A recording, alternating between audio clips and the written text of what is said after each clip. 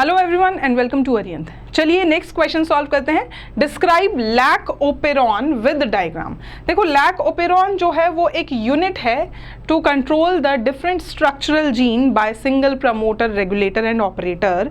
तो यहाँ पर lac operon is an operon और a group of genes with a single promoter that encode genes for the transport and metabolism of lactose in E coli, जो कि bacteria है, and many other enteric bacterias में आपको ये मिलेगा।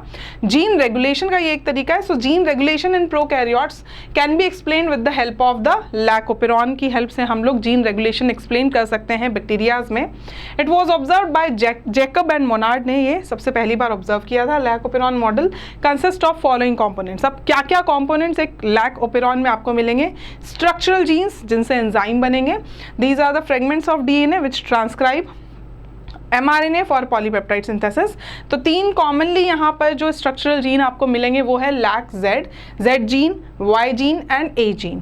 Z gene जो है ये बीटा गैलेक्टोसाइडेज के लिए कोड करेंगे, वाई जीन जो है वो परमीएज के लिए, और ए जो है वो ट्रांस एसिटाइलेज के लिए।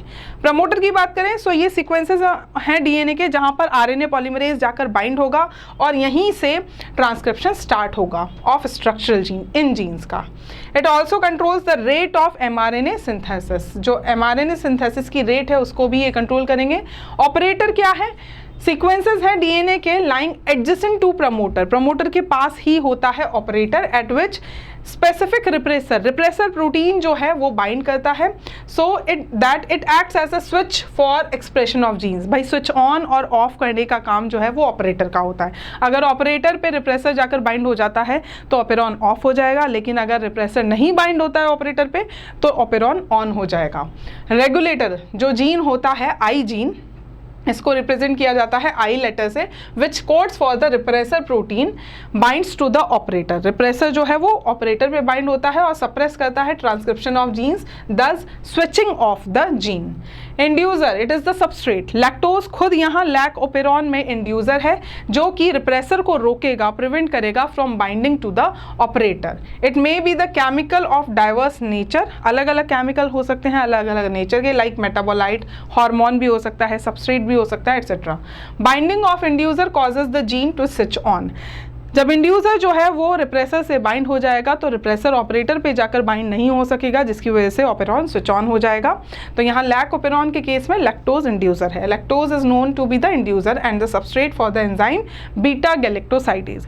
अगर लैक्टोज जो है वो प्रोवाइड किया जाता है as the carbon source in the growth medium in the absence of the preferred carbon source such as glucose. अगर ग्लूकोज की एब्सेंस में हम लैक्टोज प्रोवाइड करते हैं मीडियम में, तो लैक्टोज जो है वो ट्रांसपोर्ट किया जाएगा into the cells by the action of enzyme that is known as permease. और लैक्टोज को फिर लैक्टोज जो है वो ऑपेरॉन को क्या करेगा? स्विच ऑन करेगा। चलिए यहाँ पर समझ लेते हैं with the help of diagram. तो ये जो कंडीशन है ये कंडीशन है स्विच ऑफ की, जब हमारा ओपेरॉन ऑफ है। देखिए ये तीन स्ट्रक्चरल जीन्स हैं जेड वाई ए, तीनों अलग अलग एंजाइम बनाने के लिए रिस्पॉन्सिबल है, पर इनका ट्रांसक्रिप्शन नहीं हुआ है। क्यों नहीं हुआ है? क्योंकि रिप्रेसर आकर ऑपरेटर पे बाइंड हो गया है। आरएनए पॉलीमरेज बाइंड होगा प्रमोटर साइड पे और यहाँ से स्टार्ट करेगा वो ट्रांसक्रिप्शन, पर बीच में ब्लॉक आ गया। ब्लॉक किसकी वजह से आया? रिप्रेसर की वजह से। तो यहाँ पर स्विच ऑफ हो गया ओपेरॉन, ठीक है। लेकिन जब इंड्यूसर प्रेजेंट है, और इंड्यूसर कौन है इस केस में? इंड्यूसर है यहाँ इस केस में अगर हम देखें तो यहाँ इंड्यूसर कौन है?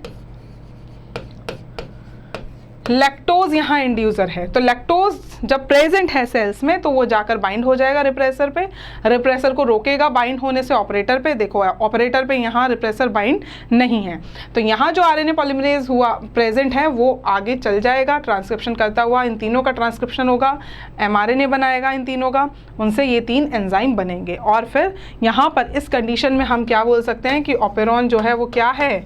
स्विच ऑन है। सो आई होप कि आपको ये सोल्यूशन समझ में आया होगा। Thank you.